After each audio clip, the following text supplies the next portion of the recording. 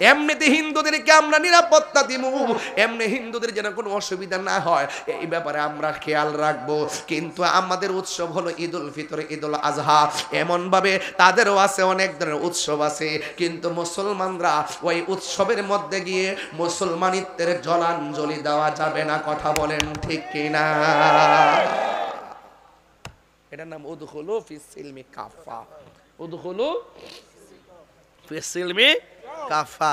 আমার দেশের অনেকে বলে রোজা আর পূজা নাকি এক কথা, রোজা আর পূজা নাকি মুদ্রার এ পিঠ আর ও পিঠ। প্রশ্নই হতে পারে না, প্রশ্নই হতে পারে না। এই কথা দিয়ে আপনি যতই যুক্তি দেন, এটা মুসলমানদের আমাদের অস্তিত্ব আছে, সেই অস্তিত্ব টিকে না রে বাবা। এটা বলতে হবে ওদের পূজা ওজা করবে, আমরা মাহফিল আমরা করব। ওরা যেহেতু একটি ধর্ম উৎসবে প্রকাশ্য শিরিকের সঙ্গে লিপ্ত, আমরা কি করব? সেখানে আমরা যদি যাই তাহলে সেটা আরো প্রমোট হয়। এই জন্য আমরা এমনিতে হিন্দুদেরকে নিরাপত্তা দিব, কিন্তু তাদের উৎসবে গিয়ে ডিস্টার্ব করব না। তাদেরটা তারা করবে। অনেক মেয়েরাও আমার ওই দিন ভৈরব বলতেছে কি হুজুর, এই কয়েকটা মোল্লা টুল্লা আইয়া আমরা মন্দিরের সামনে যে লাইন দিয়ে বসছে, আমরা পূজার আরো ডিস্টার্ব হইছে। হ্যাঁ, আপনাদেরকে ডিস্টার্ব মনে করে, এই জন্য নিজের অস্তিত্বের জলাঞ্জলি দেওয়া যাবে না। যেহেতু মুসলমান, আমিও মুসলমান, আপনিও মুসলমান, আপনার যেই কর্মের দ্বারা টোটাল মুসলমানদের সামগ্রিক চেতনার উপরে আঘাত হবে, সেখানে আমি একজন মুসলমান হিসাবে আমাকে প্রতিবাদ করতেই হবে। রাইট বলেন, রাইট? এবার বলেন, আমি যে 2.5 ঘন্টার উপরে কথা বললাম, আওয়াজ করে বলুন, আমি কি কোন কোরআন সুন্নাহর বাইরে কাউকে আঘাত করে কথা বলেছি? আরে বলেন, কথা বলেছি? শুধু আমি আজকে 2টা সন্তান চাই। কয়টা? 2টা সন্তান চাই হুজুর, আমার নাতিডারে বা আমার সন্তানডারে মাদ্রাসা দিমু। হাত তোলেন।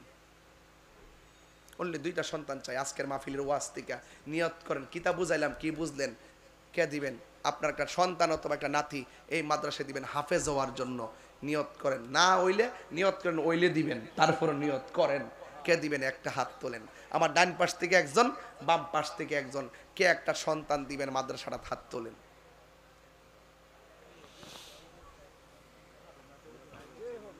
নাতি নিতে নাই বলে কইতেছে আরেক বেটা। নাই, বাইক না হইলে বাইক না, বাতি যাইলে বাতি যা, বংশ থেকে গেলে বংশের, যে কোনো একটা দেন না। আসেনি, আসেনি মাদ্রাসাটা একটা সন্তান দেখছেন নি? এই মাদ্রাসা সুন্নিরা যে মাদ্রাসা করবো কিতা করতেন, মাদ্রাসার টিকাই রাখুন জানা। আমরা সুন্নিরা এগুলো বুঝে না, আমরা সুন্নিরা ছাত্র দেয় না। এদিকে জানেননি মুসলমান হইছেন দিকা হিন্দুর গির্জা, হিন্দুর মন্দির ভাঙা যাবে না। মুসলমান হইছেন দিকা হিন্দুদের পূজার মধ্যে ডিস্টার্ব করা যাবে না। মুসলমান হইছেন দিকা ওই হিন্দুদের উপরে জুলুম করা যাবে না। ইসলাম আমারে শিক্ষা দেয়, তুমি তোমার ধর্ম পালন করবা আর হিন্দুদের কাছে তোমার ধর্মের দাওয়াত দিবা। এরা যদি মনে চায় তোমার ধর্ম গ্রহণ করবে, কিন্তু তুমি তাদেরকে নিরাপত্তা দেওয়া লাগবে। কিন্তু এখানে একটা কথা লাগাইতে হবে, এমনিতে হিন্দুদেরকে আমরা নিরাপত্তা দিব, এমনি হিন্দুদের যেন কোনো অসুবিধা না হয় এই ব্যাপারে আমরা খেয়াল রাখবো। কিন্তু আমাদের উৎসব হলো ঈদুল ফিতর, ঈদুল আজহা, এমন ভাবে তাদেরও আছে অনেক ধরনের উৎসব আছে, কিন্তু মুসলমানরা ওই উৎসবের মধ্যে গিয়ে মুসলমানিত্বের জলাঞ্জলি দেওয়া যাবে না। কথা বলেন ঠিক কিনা? এটার নাম উদখুলু ফিস সিলমি কাফা। উদখুলু ফিস সিলমি কাফা। আমার দেশের অনেকে বলে রোজা আর পূজা নাকি এক কথা, রোজা আর পূজা নাকি মুদ্রার এ পিঠ আর ও পিঠ। প্রশ্নই হতে পারে না, প্রশ্নই হতে পারে না। এই কথা দিয়ে আপনি যতই যুক্তি দেন, এটা মুসলমানদের আমাদের অস্তিত্ব আছে, সেই অস্তিত্ব টিকে না রে বাবা। এটা বলতে হবে ওদের পূজা ওজা করবে, আমরা মাহফিল আমরা করব। ওরা যেহেতু একটি ধর্ম উৎসবে প্রকাশ্য শিরিকের সঙ্গে লিপ্ত, আমরা কি করব? সেখানে আমরা যদি যাই তাহলে সেটা আরো প্রমোট হয়। এই জন্য আমরা এমনিতে হিন্দুদেরকে নিরাপত্তা দিব, কিন্তু তাদের উৎসবে গিয়ে ডিস্টার্ব করব না। তাদেরটা তারা করবে। অনেক মেয়েরাও আমার ওই দিন ভৈরব বলতেছে কি হুজুর, এই কয়েকটা মোল্লা টুল্লা আইয়া আমরা মন্দিরের সামনে যে লাইন দিয়ে বসছে, আমরা পূজার আরো ডিস্টার্ব হইছে।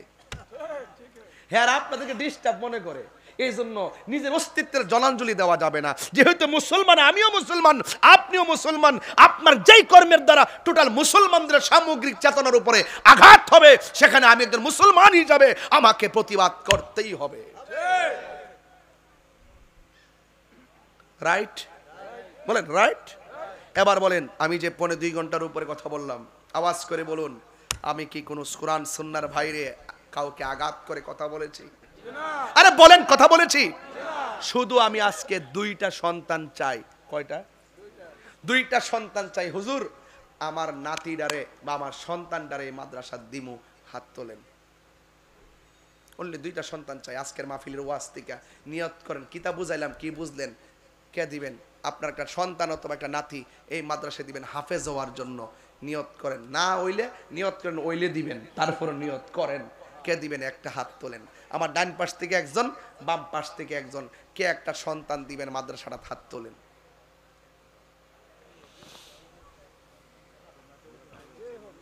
নাতি নিতে নাই বলে কইতেছে আরেক বেড়া নাই। বাইক না হলে বাইক না, বাতিজা হইলে বাতিজা, বংশতি গেলে বংশের, যে কোনো একটা দেন না। আসেনি আসেনি মাদ্রাসাটা একটা সন্তান দেখছেন নি? এই মাদ্রাসা সুন্নিরা যে মাদ্রাসা করবো কিতা করতেন, মাদ্রাসার টিকাই রাখুন জানা। আমরা সুন্নিরা এগুলো বুঝে না, আমরা সুন্নিরা ছাত্র দেয় না, এই জন্য মাদ্রাসা করলো, মাদ্রাসা ছাত্র খুঁজা পায় না, দিতে চায় না। এরা মনে করে ইঞ্জিনিয়ার হইব, এরপর ইয়া হইব, বিদেশ। আর বিদেশ ফাটাক অসুবিধা কি? হাফেজ বানায় ফাটাক। বিদেশ গেলে তো হাফেজ হয়ে, বিদেশ গেলেও তো মসজিদের ইমামতি আছে, আরো বেশি ইনকাম। কথা কন ঠিক কিনা? তাইলে আপনার একটা ছেলে দেন, কে আছেন দেখি, আমি একটু দেখা যাই না, আমি সরম পাম বাজান। হুমনা না এটা, হুমনা তো আমার পুরো বাড়িঘরের মতো নই। দেন একটা নাতি, একটা বাতিজা, একটা সন্তান দিবেন। কেউ আসেননি? ওই যে একজন পাইলাম। ও আমি ক্যামেরা ধরতে গেছে, হন মন গেছে ক্যামেরা ঠিক করতো, মনে সেই বেটা সন্তান বুঝে দিব। ওই যে ফাইসি ফাইসি ফাইসি আমার ইজ্জতটা রয়েছে বাজান। ওই যে এই বেড়ায় বলছে হুজুর আমার নাতি এখন শুডু মনে আর কি কইছে একটু বড় হইলে মাদ্রাসা দিব। জোরে কি মারহাবা কইতেন না? আচ্ছা এই নাতি রে কিতা আরো 4-5টা আন্তারতনা মনে করুন। এক তাহির হুজুর যে বন বেড়ের বেড়ারা কিতা কোন জায়গায় গেলে কিতা ডরাই কথা কই? 5জন লাগে, 5জন লাগে, একজনে তো চলে। লাগাই দিছি না আগুন, আসল করা নকল করা বুঝাই দিছি না বাংলাদেশও। মামলা 11টা করছে, অসুবিধা কি? 4-5টা উদাহরণ করে গ্রেফতারি পরোয়ানা জারি করছে, গরম দিয়ে অসুবিধা কি? এটা কোনো ব্যাপার না। আমি কইছি যে বাবা আমার বিরুদ্ধে মামলা হয়েছে, অসুবিধা নাই, মামলা করার অধিকার আছে, করছে, আপনারা তদন্ত ছাড়া মামলা নিছেন, কিন্তু আমি তো নিরপরাধ। কিন্তু আমারও যদি দৈরা নিতে চান, আমি যে অপরাধী প্রমাণ কইরা আমার হাতে হ্যান্ডকাপ লাগাই থইব, এর আগে লাগাইবার সুযোগ নাই। এটা পরিষ্কার কথা বলে দিছি। আমার নিয়ে আপনি 3 মাস নিয়ে হুদুদি নিয়ে ডোয়াই রাখবেন, পরে আমার 90টা মাহফিল বাদ যায় লেগা 90 লাখ নাই। হ্যাঁ বালাদি, হ্যাঁ প্রায় 1 কোটি নাই। হ্যাঁ নিয়ে এবার 3 মাস পরে কইব উনি জামিনে মুক্ত, নির্দোষ। তো আমার নির্দোষ বেড়ারে 3 মাস হারাই লেগে লেগা আগে টেহা দিয়া যাচ্ছে, মামলা করছে হ্যাঁ আগে টেহাড়ি দিত। এরপরে পুলিশের সাথে আমার কোনো আপত্তি নাই, পুলিশের সাথে আমার কোনো আপত্তি নাই, যারা করছে হ্যাঁ আমার 3 মাসে টেহাড়ি জ্বালাইতো। কালকে দেখলাম একটা পত্রিকা 23 বছর পরে একটা মুরগার বাচ্চা মারা লেছেন, বুঝছেন নি? মুরগার বাচ্চা মারার পরে এটা মামলা হয়েছে, মামলা ধরে নিয়েছে কেন 23 বছর পরে বলে তারা খালাস দিছে। মুরগার বাচ্চা হলে 23 বছর, বুঝছেন নি? এটা বাংলাদেশ। উদি অনেক কিছু চলে, চালাইলেই চলে। ওই মনে আল্লাহ ভরসা, আল্লাহ যেন দেশটার শান্তি করে। আমিন কোন জোরে, আরো জোরে করে আমিন কোন নাকি লেগা। একটা নাতি পাইছি তোমাদের সাথ, একটাই তো 10টা হইতে পারে। এখন শুধু একজন হাত তেল কেন হুজুর, এই মাদ্রাসায় যদি দূরের থেকে কোনো ছাত্র আসে আমার বাড়িতে লজিং রাখবো, এমন একটা লোক হাত তোলেন যে হুজুর ইনশাল্লাহ আমার ঘরে লজিং রাখবো। একটা ছেলে লজিং রাখেন, কে রাখবেন? হাত তুলেন। এই যে এমন হাফেজ হয়ে গেলে আর আপত্তি আছে? একটা লোক দেন, একটা লোক লজিং রাখবেন, লজিং। একটা লোক কোন হুজুর এই মাদ্রাসার দূরের কোনো ছাত্র আসলে আমার ঘরের মধ্যে লজিং রাখবো, কে রাখবেন? হাত তোলেন। আল্লাহ আপনি একটা লোক মিলাই দিন, ওই মুরব্বী বাবার মতন একটা লোক।